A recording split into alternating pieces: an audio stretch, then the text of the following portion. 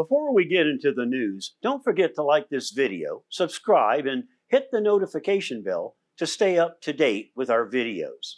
Thank you. Remembering Bennett Kessler. Sierra Wave Media announced almost 6 years ago now that longtime Eastern Sierra journalist, founder, and owner of Sierra Broadcasters and Independence, Bennett Kessler, died on January 2nd, 2015, in the Northern Inyo Hospital after battling cancer for more than 3 years. She was only 65, a month away from turning 66.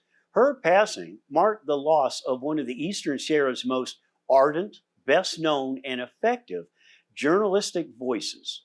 Whether reporting on the news or offering commentary, such as bureaucratic beat, Bennett was truly one of a kind.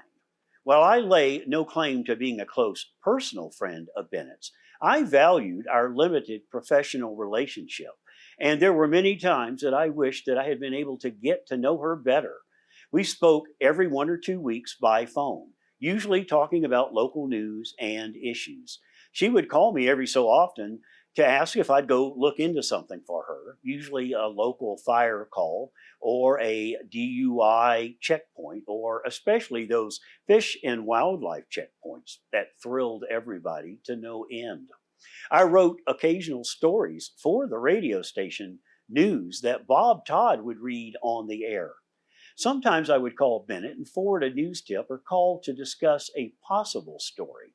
Some things in the news are quirky, even inexplicable, as to what someone is thinking or doing.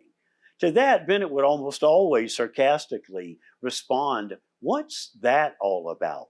She was also the only person that I have ever known that used the word geez, as in geez. What's that all about? I loved it, and I adored her, as did so many others.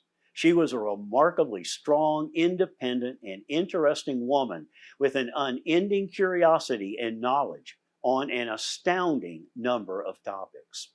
I called Bennett once about a story posted on the Sierra Wave website. A friend of mine's last name was misspelled. The last name was Elliott with 2 L's and 2 T's. The second T had been left out. So I made the comment that, what's up with these people that have 2 of the same letters at the end of their name that isn't even pronounced? There was a pause on the other end of the line, and I could hear Bennett, a woman with 2 letters at the end of her first name, laughing. It was then that I thought about it and said, "Oh, Bennett, never mind." And then we both started laughing. That's what it was like talking to Bennett. It was fun, engaging, entertaining, and a sheer delight. On January 2nd of 2015, my cell phone rang. The caller ID said Bennett Kessler. I remember answering the phone, "Happy New Year, Bennett," being thrilled to hear from her. Only it was Bob Todd on the other end of the line. He wanted me to know that Bennett had passed away that night before, and he was letting those of us that worked with her know before the word was officially released. I confess that I was aware that she had been battling cancer for several years, but I had not known it was as serious as it proved to be. She never talked about it or complained, and the last time I saw Bennett in person was at a Board of Supervisors meeting with her video camera, reporting, of course, on an LADWP story. She was, as always, a presence, smartly dressed and poised. She always seemed to me to be a class act.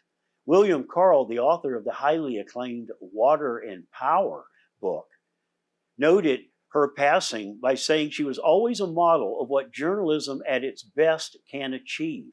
She was both an occasional scourge and constant inspiration to her community. And she, he said, was one of the most courageous people he'd ever met. You know, whether you loved or hated Bennett, and it could go either way with some people, you could never get away with ignoring her. Bennett's call to arms as a journalist was the adage, "Comfort the afflicted and afflict the comfortable," a phrase lifted from the American humorist and journalist and writer Finley Peter Dunne. She put her own interpretation on it, and that was never tolerate bullies or ignorance or those that abuse their power and authority. Bennett Kessler, you had a tremendous impact on me and what it means to be a journalist. And I want to thank you, as do so many others. Thank you for watching our video. Please don't forget to like and subscribe, and make sure to hit that notification bell so you know when we post a new story.